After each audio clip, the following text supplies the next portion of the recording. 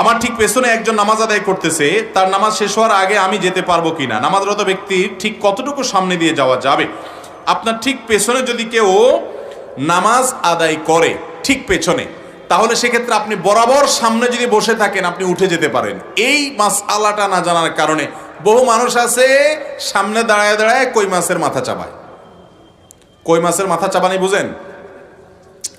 এই যে বিরক্তি প্রকাশ করতেছেন আপনি, পিছনে যে বেচারা নামাজে দাঁড়াইছে তার নামাজের অবস্থা কাহিল হয়ে যাবে, কারণ সে বারবার দেখতেছে আপনি পিছনে বড় বড় চোখ করে তাকাচ্ছেন তার দিকে, তখন তার নামাজের অবস্থা কাহিল হবে না? আমরা অনেকে জানি না এই মাসআলাটা। আপনার পেছনে কেউ যদি নামাজে দাঁড়ায়, বরাবর আপনি সামনে বসে আছেন, তাহলে আপনি ডান পাশ অথবা বাম পাশ দিয়ে নেমে যান, কোনো অসুবিধা নেই, আপনারা কেউ বসে থাকতে বলে নেই। আর যদি আপনি বসে থাকতে পারেন যাতে অন্যরা নির্বিঘ্নে চলাফেরা করতে পারে, সেটা উত্তম সওয়াবের কাজ, অন্যদেরকে সহায়তা করলেন। কিন্তু আপনি বসে থেকে ওই বেচারার দিকে বারবার তাকাচ্ছেন যে সে নামাজ শেষ করতেছে না কেন, এটা উচিত না।